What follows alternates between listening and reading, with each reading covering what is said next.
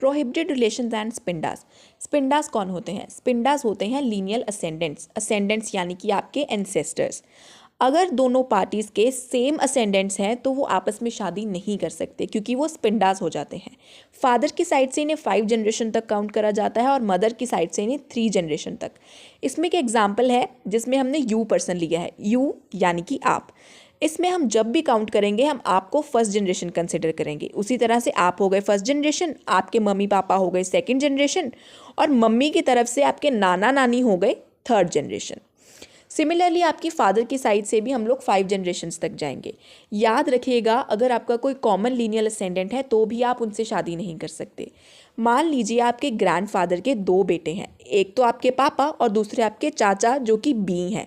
अब जो बी हैं उनके आगे 2 बच्चे हैं, A1 एंड A2।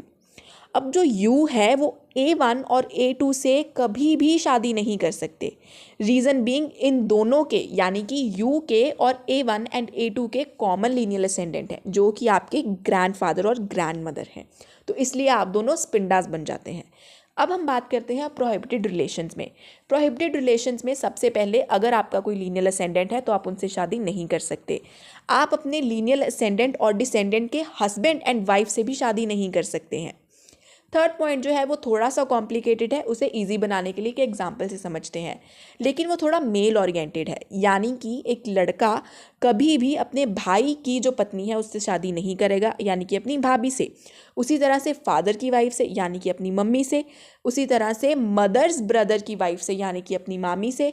ना ही अपने ग्रैंडफादर की वाइफ यानी कि अपनी दादी से। और ग्रैंड मदर्स मदर ब्रदर यानी कि अपने दादी मामी से भी शादी नहीं करेगा। इसमें कौन से ब्लड रिलेशंस आते हैं? सबसे पहले फुल ब्लड यानी कि सगे भाई बहन।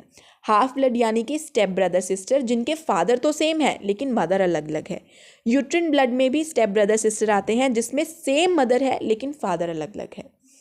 फुल ब्लड रिलेशंस आ गए, हाफ ब्लड रिलेशन आ गए, यूट्रिन ब्लड रिलेशन आ गए। इसमें लेजिटिमेट और इलेजिटिमेट रिलेशंस को भी इंक्लूड करा जाता है और अडॉप्शन के रिलेशंस को भी इंक्लूड करा जाता है।